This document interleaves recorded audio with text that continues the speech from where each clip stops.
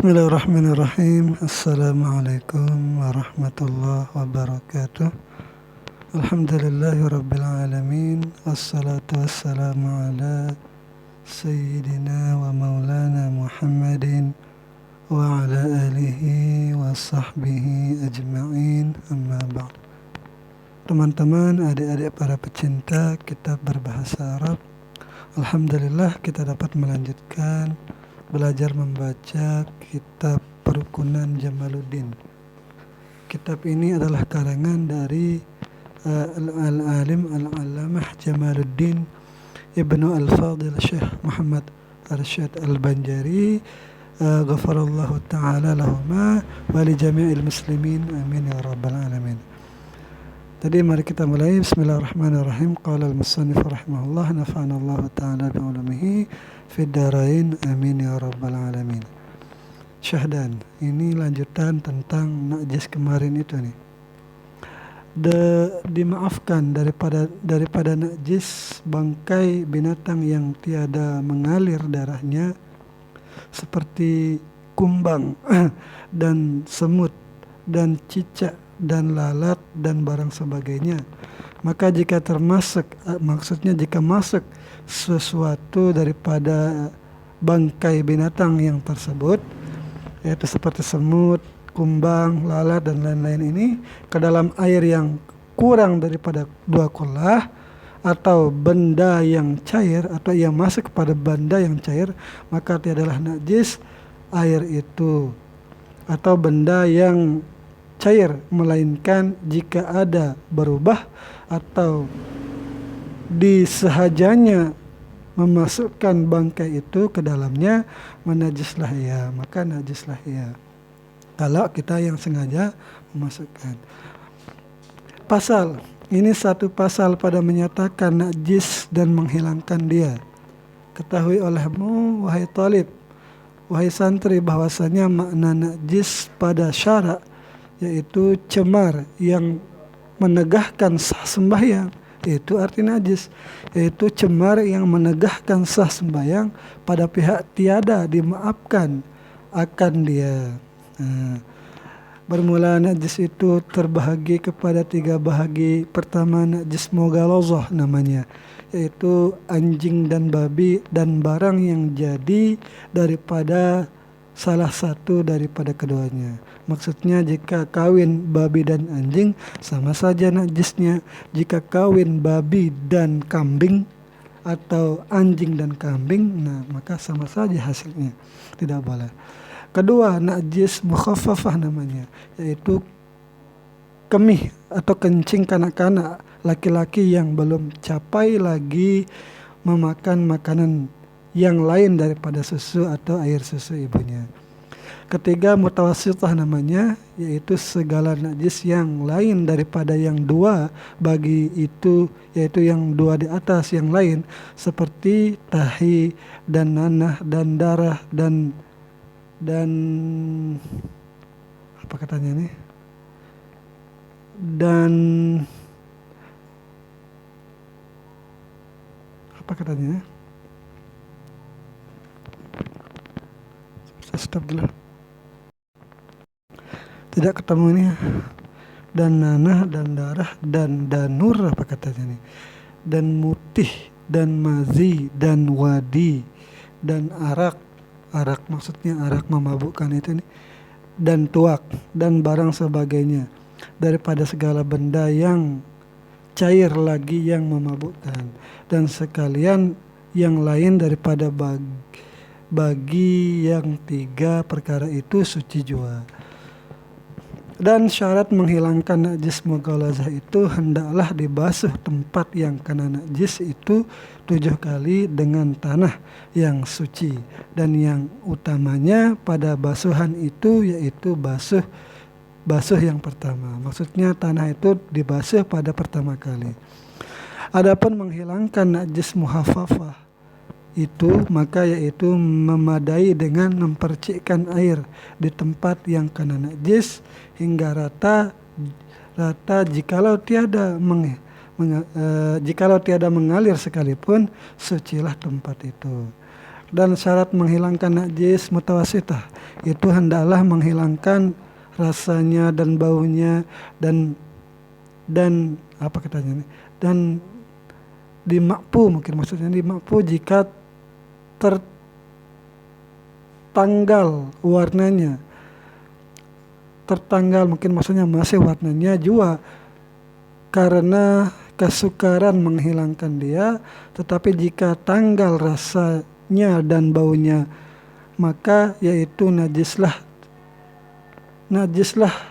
Dan jikalau ulang dikit, dan syarat menghilangkan najis mutawasitah itu hendaklah menghilangkan rasanya dan baunya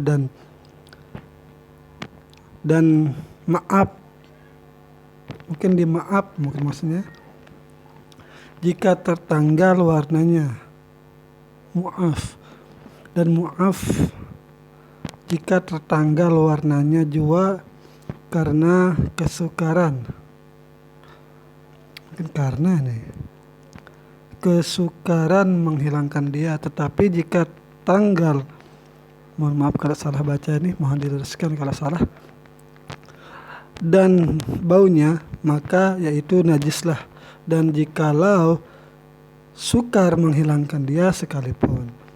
Dan lagi najis mutawasitah itu terbagi kepada dua bahagi. Pertama najis aini namanya, yaitu barang yang dapat olah panca indera akan rasanya dan baunya dan warnanya. Maka syarat menghilangkan rasanya dan baunya. Dan kedua najis, maksudnya ini dia kurang pas kayak kalimatnya. Maka syarat menghilangkan, mungkin syarat menghilangkannya yaitu harus menghilangkan rasa dan baunya. Dan keduanya najis hukmi, maksudnya kan dua bagian tadi, najis hukmi, sekarang najis yang pertama najis aini, sekarang najis hukmi.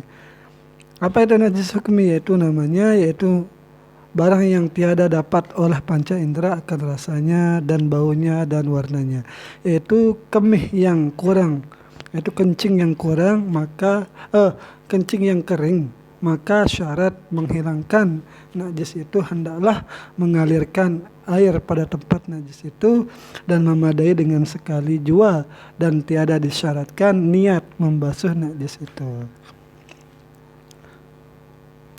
Pasal ini satu pasal pada menyatakan hukum qada hajat dan istinja. Ini mau BAB nih. Ketahui olehmu wahai santri, wahai talib, bahwasanya adalah bagi qada hajat itu 3 hukum. Pertama sunnah, kedua makruh, ketiga haram. Nah sekarang dirincikan mana yang sunnahnya, mana yang makruhnya, mana yang haramnya. Nah maka qada hajat yang sunnah itu yaitu menutupi kepala tatkala qada hajat besar ataupun kecil, dan menghadirkan air atau batu akan istinja, dan mendahulukan kaki kiri tatkala masuk ke jamban dan mendahulukan kaki kanan tatkala keluar daripadanya. Jikalau qada hajat di padang sekalipun, maksudnya didahulukan kanan dan kiri ketika keluar, dan dahulukan kiri ketika masuk sekalipun di padang, dan bertenggang serta, maksudnya bertenggang apa ya? Bertenggang mendudukkan. Nah ini kalau mendudukkan kaki kiri kan agak jengkeng lah gitu kan, dan menjauhi daripada segala manusia. Jadi harus kita jauh-jauh daripada manusia ketika kita mau BAB dulu. Nah karena mungkin kan tidak ada tempat khususnya.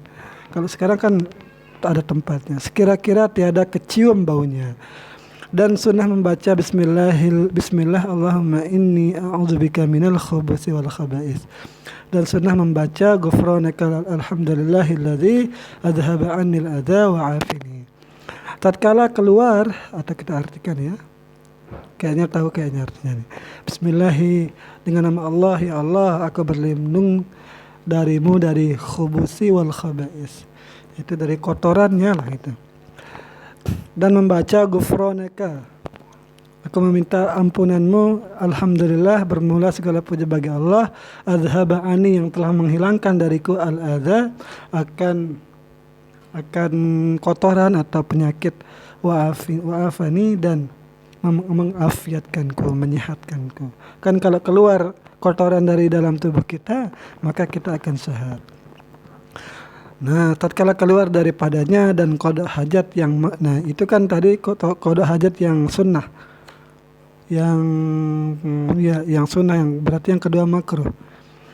Nah, yang makruh yaitu seperti qada hajat besar atau kecil pada air yang tenang dan air yang sedikit yang mengalir pada liang tanah pada tempat mereka itu bercerita. Ada tempat-tempat yang orang-orang itu sering bercengkrama di sana. Nah, tidak boleh buang air besar di sana karena akan mengganggu orang-orang.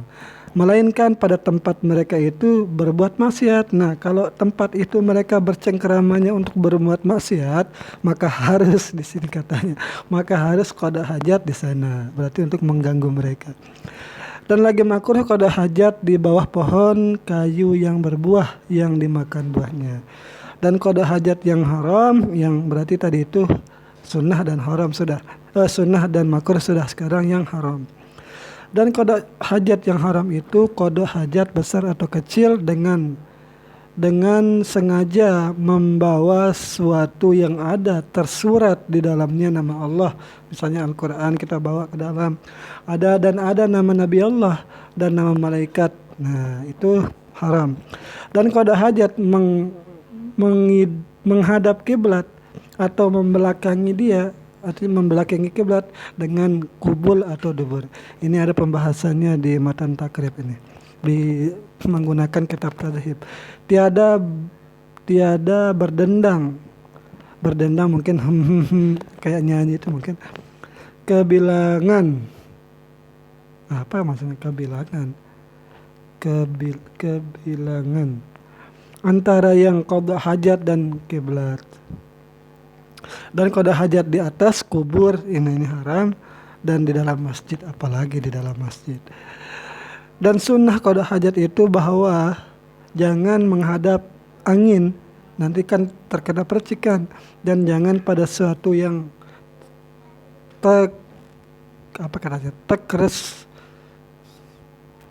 tekersepia, mungkin tersingkap-singkap, mungkin maksudnya ini. Tiada kembali najisnya kepada sesuatu daripada badannya dan kembali najis itu kepada kainnya. Dan jangan ia berkata-kata.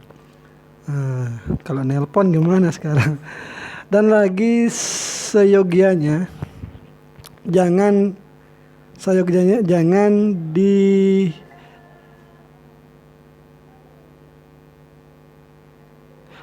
diangkatkan kain dengan sehabis-habisnya, melainkan sedikit-sedikit jua. Diangkat hingga sampai dudupnya kepada tempat qada hajat, maka selesailah ia daripada mengangkat dia.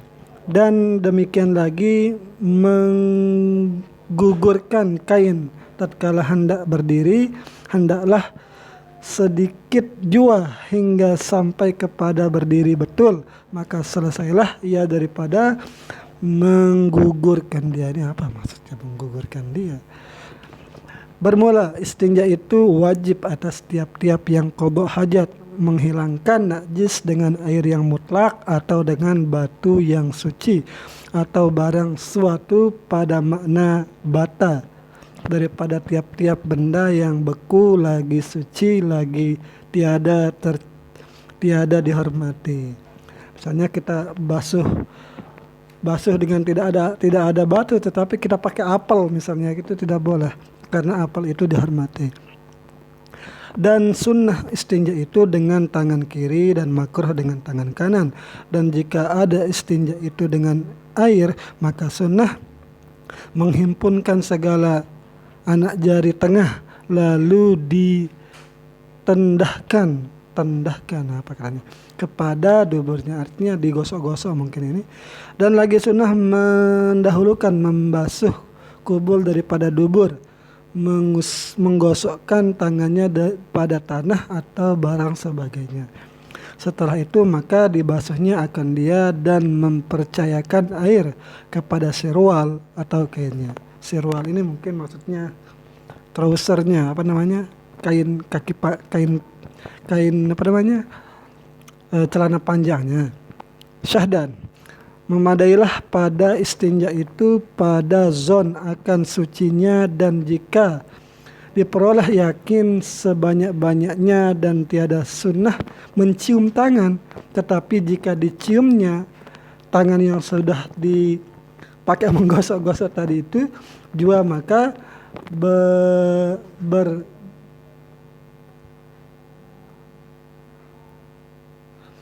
berbau tangannya, maka dihukumkannya tangannya jua yang kena najis, tiada yang lain. Dan tiada berhad, mungkin tiada berhukum bagi air itu akan istinja hingga suci, memadailah ia. Ini kan kita belajar membaca ini. Dan sunnah kemudian daripada istinja membaca Allahumma tahhir qalbi, ya Allah sucikanlah olehmu akan tubuhku, akan hatiku minan nifaqi, daripada kemunafikan, wa hassin, dan jagalah olehmu farji, akan farajku minal fawahish, dari perbuatan-perbuatan zina. Artinya, hai Tuhanku, ini ada artinya nih. Artinya, hai Tuhanku, sucikan kiranya hatiku daripada nifak, dan peliharakan olehmu kiranya farajku daripada segala yang keji seperti zina. Nah, 16 menit cukup kayaknya, ini sudah sampai pada pasal soalnya nih. Ini sering gangguan.